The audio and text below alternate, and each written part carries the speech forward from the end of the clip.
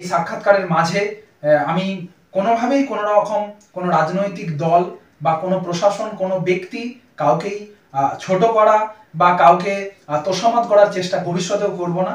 যে ঘাটালের যারা ভোটার সচেতন হয়েছেন অনেকেই, আবার কেউ হয়তো 500 টাকা লক্ষ্মীর ভান্ডারে কেউ অসচেতন রয়েছেন। কিন্তু যেখানে লোকসভা ভোটের প্রশ্ন, সেখানে তৃণমূলের পক্ষ থেকে দেবের সরকার অর্থাৎ রাজ্য সরকার বলছেন 500 কোটি টাকা খরচ করা হয়ে গেছে, কিন্তু মাস্টার প্ল্যানের একটা খুঁটি পর্যন্ত মানুষ দেখতে পেল না যে খুঁটি কোথায় আছে। আবার হিরণ চট্টোপাধ্যায়, সেই হিরণ বলছেন 1600 কোটি টাকা মোদী সরকার পাঠিয়ে দিয়েছে রাজ্য সরকারকে, কিন্তু দুজনের প্রতিশ্রুতি অনুযায়ী কাজ কিছুই হলো না। তাহলে সেই টাকা কে খেয়ে নিল? 1600 কোটি 500 কোটি সব টাকাগুলো যাচ্ছে কোথা? তাই একজন গবেষক হিসেবে বা যাদবপুর ইউনিভার্সিটি থেকে এবং সেই সাথে সমাজসেবামূলক কাজে প্রসেনজিৎ দা, আপনাকে যদি কোনো পার্টির পক্ষ থেকে, রাজনৈতিক দল থেকে টিকিট দেওয়া হয়, সেক্ষেত্রে কতটা আশাবাদী? কথা বলতে এটা নিয়ে আমি এখনো পর্যন্ত ভেবে উঠিনি বা ভাবিনি, কিন্তু টু বি অনেস্ট আবারও বলবো যে যেহেতু বিভিন্ন ধরনের সমাজসেবামূলক কাজগুলো করার চেষ্টা করছি, অবশ্যই বিভিন্ন তরফ থেকে আপনি যে বিষয়টা বললেন, ঘাটাল মহকুমার বিভিন্ন প্রান্ত থেকে অনেকেই সাধারণ মানুষ হিসেবে তারা বলেছেন যে হয়তো আগামী দিনে আপনাকে যদি আমরা পেতাম তাহলে হয়তো একটা কিছু আশা করতে পারতাম। আবার কেউ কেউ এমন কথাও বলেছেন যে দরকার হলে আপনি নির্দল থেকে প্রার্থী হয়ে যান। আজকে সাক্ষাৎকারে আমি প্রথম দিকেই বলেছিলাম যে এইগুলোর জন্য আমি নিজেকে আরও মনে হচ্ছে আরও একটু সময় দেওয়া উচিত, নিজেকে আরও একটু যোগ্য করে তোলা উচিত। তবে একটা বিষয় আমি বলতে চাই, যেহেতু আমি এইগুলো নিয়ে দীর্ঘদিন ধরে লড়াই করছি এবং মাঠে ময়দানে রয়েছি, মানুষের কথা শুনছি, মানুষের দুঃখ দুর্দশা বা তাদের হতাশ মুখটা দেখলে কিন্তু প্রচণ্ড কষ্ট হয়। তাই আগামী দিনে যদি মনে হয়, আমি এখনো পর্যন্ত কোনো রাজনৈতিক দলের ঝান্ডা ধরিনি বা কোনো রাজনৈতিক দলের সঙ্গে যুক্ত নয়, কিন্তু আবারও বলছি, যদি কোনো রাজনৈতিক দল মনে করে যে আমি তাদের দলের জন্য উপযুক্ত, তাদের নীতির জন্য উপযুক্ত, তাদের মতের জন্য উপযুক্ত এবং সর্বোপরি ঘাটালের মানুষের জন্য ওই জায়গাটায় গিয়ে আমি লড়াই করতে পারবো, ঘাটাল মাস্টার প্ল্যান, অন্যদিকে ঘাটাল রেলপথ বা বন্দর ব্রিজ, এই দাবিগুলো ছিনিয়ে আনতে পারবো যদি কোনো রাজনৈতিক দল মনে করে, অবশ্যই। কারণ আমরা দেখেছি বহু মানুষকে তারা কিন্তু কেউ 20 বছরে, কেউ 25 বছরে, কেউ 30 বছরে কিন্তু রাজনীতিতে যোগ দিয়েছে এবং মাঠে ময়দানে লড়াই করে কিন্তু বহু দাবিকে ছিনিয়ে আনতে পেরেছে।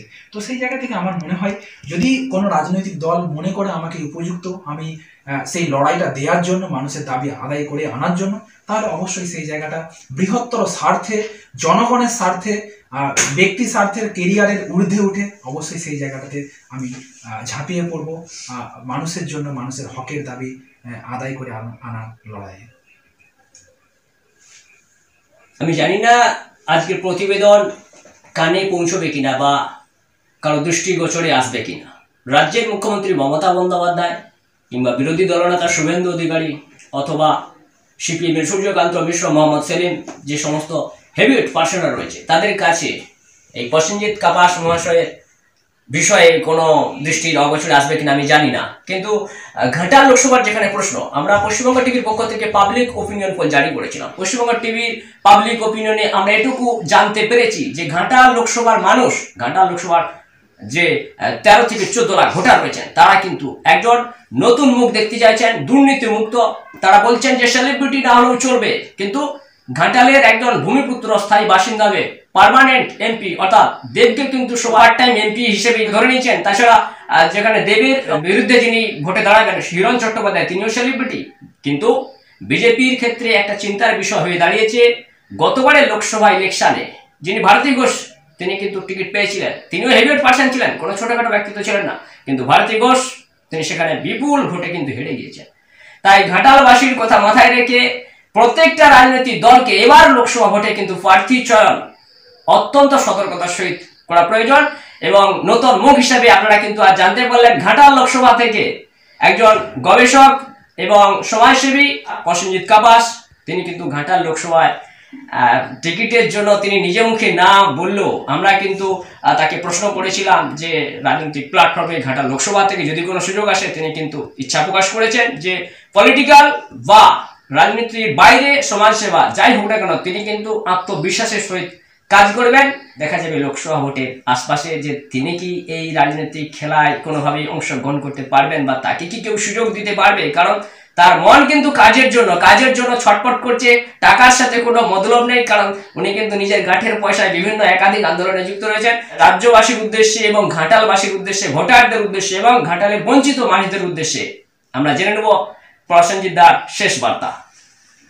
অবশ্যই আমি ঘাটাল মহকুমার ঘাটাল লোকসভা যারা বাসিন্দা রয়েছেন, আমি প্রত্যেককে ভীষণ ভালোবাসি এবং আমি সত্যি গর্ববোধ করি যে আমি ঈশ্বরচন্দ্র বিদ্যাসাগর মহাশয়ের যে ঘাটাল, গর্বের ঘাটাল, সেই এলাকার আমি বাসিন্দা।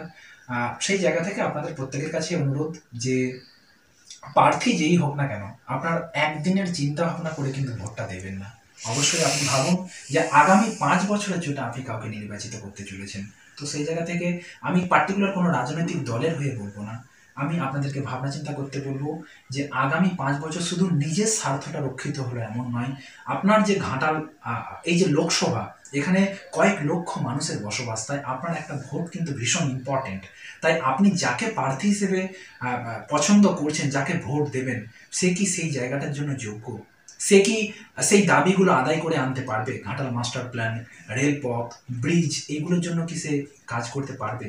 তো সেই জায়গাগুলো ভাবনা চিন্তা করুন, ভাবনা চিন্তা করে অবশ্যই নির্বাচিত করুন আপনার পছন্দের প্রার্থী, কারণ আপনি একজন ভোটার, আপনার অধিকার রয়েছে, কিন্তু এই জায়গাটা কিন্তু আপনাকে ভাবনা চিন্তা করতে হবে। আর যাই হোক, আজকের যে সাক্ষাৎকার, সেই সাক্ষাৎকার নেওয়ার জন্য আমি পশ্চিমবঙ্গ টিভিকে অসংখ্য ধন্যবাদ জানাই এবং তার সঙ্গে সঙ্গে আমি ঘাটাল লোকসভার যে সকল মানুষ আমাকে পছন্দ করেন, ক্ষুদ্র সংখ্যায় হয়তো যারা ভালোবাসেন, তাদের কাছে এটাই বলবো যে এইভাবেই ভালোবাসতে থাকুন এবং সহযোগিতা করুন, যাতে আগামী দিনে এখনো রাজনৈতিক প্ল্যাটফর্ম থেকে পারবো কিনা বা সেই জায়গাটা নিয়ে ভাবনা চিন্তা হয়নি, অরাজনৈতিকভাবে আমরা যে সামাজিক মাধ্যমে রয়েছি, সেই সামাজিক মাধ্যমে সহযোগিতা করুন, যাতে আগামী দিনে আমরা হয়তো রাজনৈতিক নয় কিন্তু অরাজনৈতিকভাবে যাতে এই কাজকর্মগুলোকে এগিয়ে নিয়ে যেতে পারি।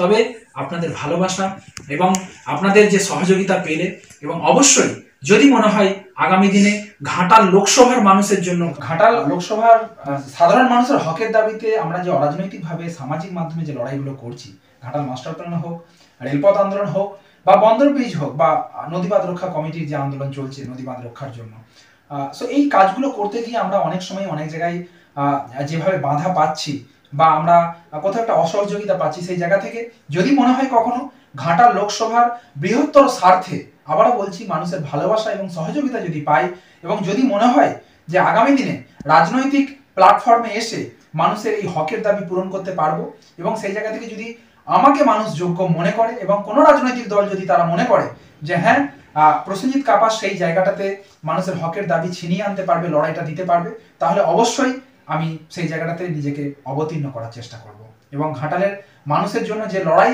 শুরু করেছি, যে সংগ্রাম শুরু করেছি, সেই দাবিগুলো আমি ছিনিয়ে আনার জন্য সর্বদা সচেষ্ট থাকবো।